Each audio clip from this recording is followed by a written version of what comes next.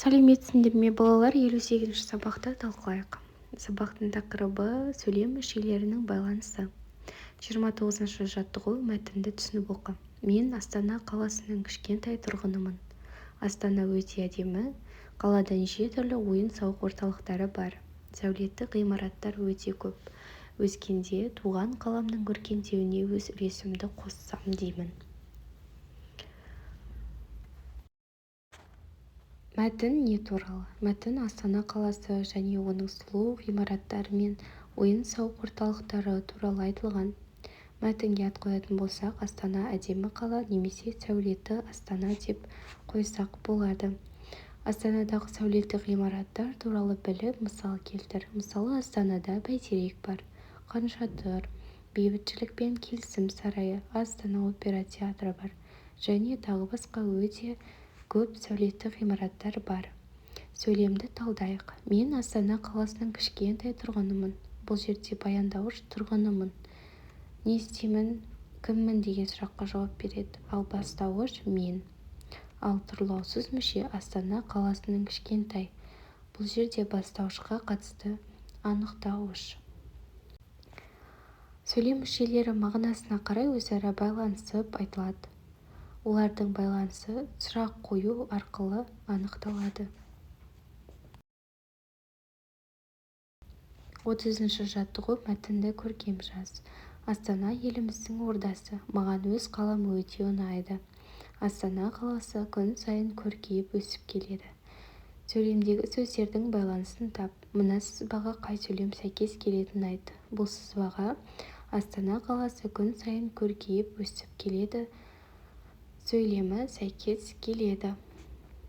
Енді сөйлемдегі сөздердің байланысын айтайық. Бірінші сөйлемде Астана еліміздің ордасы. Астана бастауыш, ордасы баяндауыш, ал еліміздің анықтауыш. Байланысы. Астана ордасы ол бастауыш пен баяндауыштың байланысы. Ал ордасы еліміздің анықтауышпен анықталушы сөз байланысы болып табылады. Ал екінші сөйлемде маған өз қалам өте ұнайды. Маған толықтауыш, қалам бастауыш, ұнайды баяндауыш. Өз өте анықтауыштар.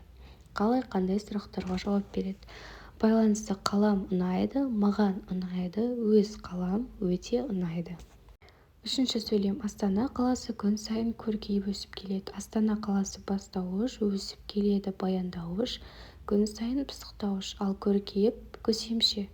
Ол қимылдың қалай жүріп жатқанын білдіреді. Ал байланысы. Астана қаласы өсіп келеді, күн сайын өсіп келеді, көркейіп өсіп келеді. Сызба бойынша тиісті сөйлем мүшелерін тауып жаз. Бірінші сөйлем тек бастауыш пен баяндауыш. Күн жылынды. Бастауыш күн, баяндауыш жылынды. Екінші сөйлем бастауыш және тұрлаусыз мүше баяндауыш. Балалар мектепке келді. Бастауыш балалар, тұрлаусыз мүше мектепке, баяндауыш келді. Үшінші сөйлем бастауыш екі тұрлаусыз мүше және баяндауыш. Оқушылар саябаққа бірге барды. Бастауыш оқушылар, тұрлаусыз мүшелер саябаққа бірге, баяндауыш барды.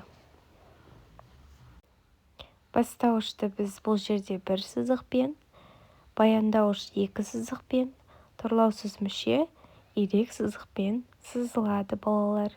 Тапсырма түсінікті болса, сау болыңдар балалар. Келесі видеоны көру үшін каналға тіркелуді ұмытпаңдар.